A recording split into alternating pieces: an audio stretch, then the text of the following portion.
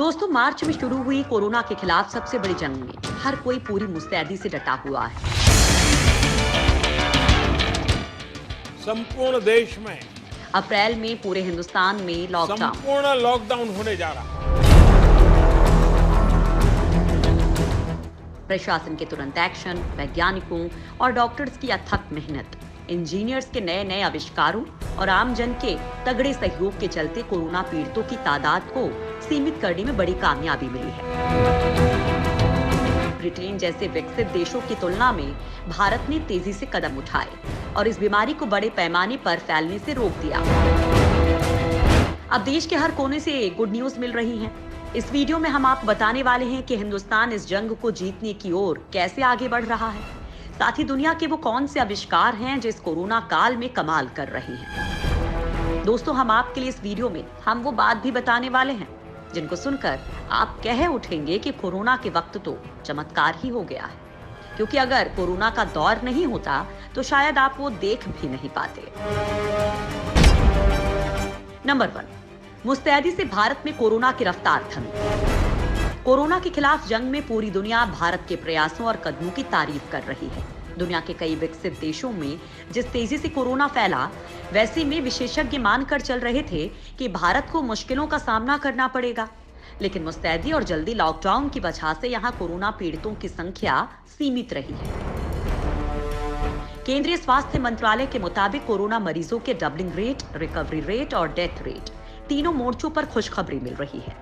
देश का doubling rate यानी कि कोरोना पॉजिटिव मरीजों की तादाद दोगुनी होने की दर लॉकडाउन से पहले 3.4 दिन थी, जो अब बढ़कर 11 दिन हो गई है।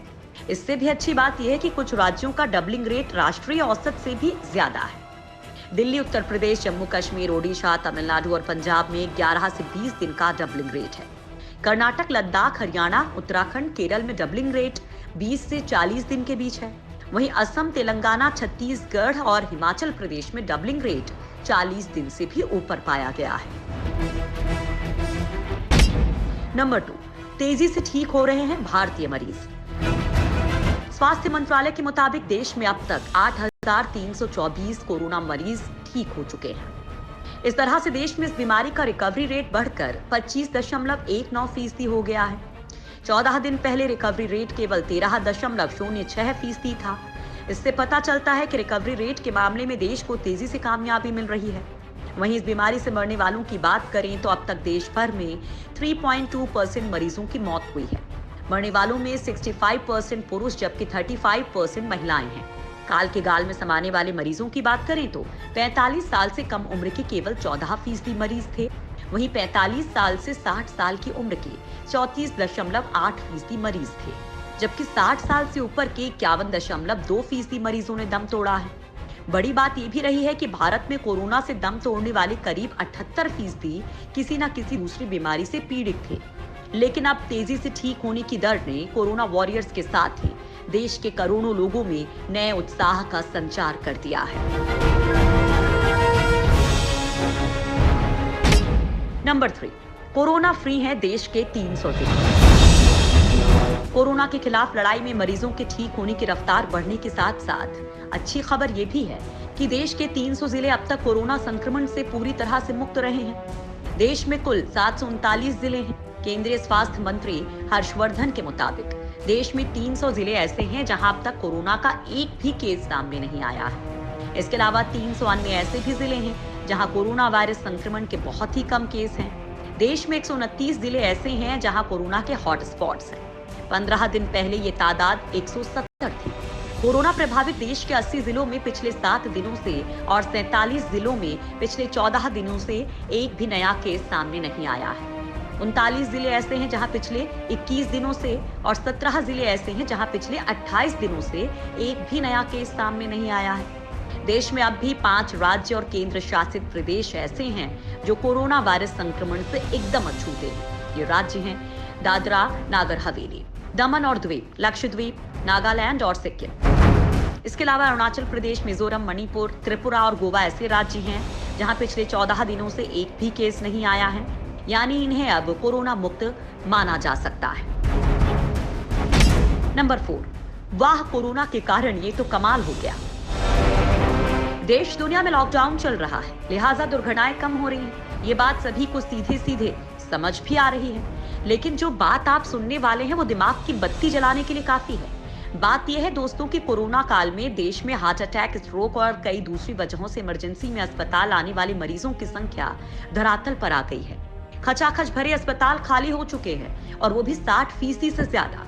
बात अगर मुंबई की करें तो यहाँ केवल डायबिटीज, हाइपरटेंशन और हार्ट प्रॉब्लम से मरने वालों की संख्या 2019 के मार्च में 937 थी, लेकिन इस मार्च में महज 595 रही है, जबकि मार्च में 25 तारीख से लॉकडाउन हुआ था। यानी अप्रैल में ये तादाद बिल्कुल धरातल पर है।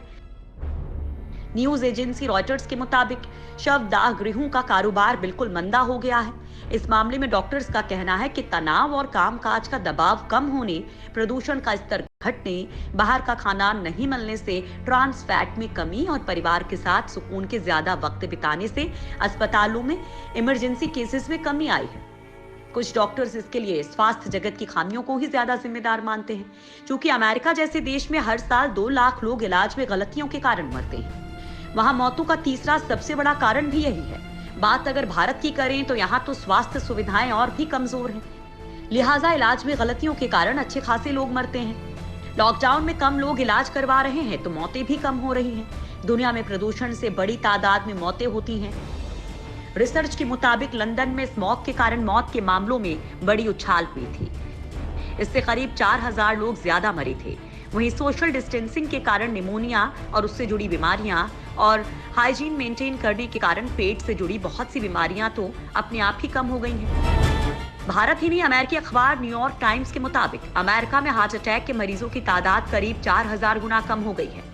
लिहाजा बहुत से हेल्थ एक्सपर्ट्स मान रहे हैं कि हमारी जीवन शैली में जिन वजहों से हार्ट अटैक्स और स्ट्रोक आते हैं वो नहीं रहे। साथ ही मरीज दवाइयां बहुत खाते हैं और डॉक्टर्स मरीजों में बीमारियां ढूंढते रहते हैं। जितनी ज्यादा ढूंढेंगे उतनी ज्यादा बीमारियां निकलेंगी और उतना ज्यादा इलाज होगा। अस्पतालों में परफॉर्मेंस आधारित पेमेंट का कॉन्सेप्ट से भी मरीजों का ओवर ट्रीटमेंट किया जाता है। लिहाजा ये वक्त चिकित्सा जगत को अपने अंदर झांकने का भी है। नंबर 5, बढ़ता तापमान घटा रहा कोरोना। तापमान बढ़ने के साथ ही कोरोना के कहर में कमी आई है। राष्ट्रीय पर्यावरणीय अभियांत्रिकी अनुसंधान संस्थान यानी कि नीरी ने अपने रिसर्च में ये बड़ा दावा किया है, जिसमें उसने खुलासा किया है कि दिन के औसत तापमान में बढ़ोतरी और कोरोना के संक्रमण में कमी के बीच 85 से 88% तक गहरा संबंध देखने को मिला है। महाराष्ट्र और कर्नाटक में हुए इस अध्ययन में पाया गया है कि तापमान जितना ज्यादा बढ़ता है, वायरस का प्रकोप उतना ही कम होता जाता है। इस रिसर्च में पाया गया कि वायरस ठंडी की स्थिति में ज्यादा समय तक जीवित रहता है। 21 से 23 डिग्री तापमान पर किसी सख्त सतह पर कोरोना वायरस 72 घंटों तक जिंदा रह सकता है।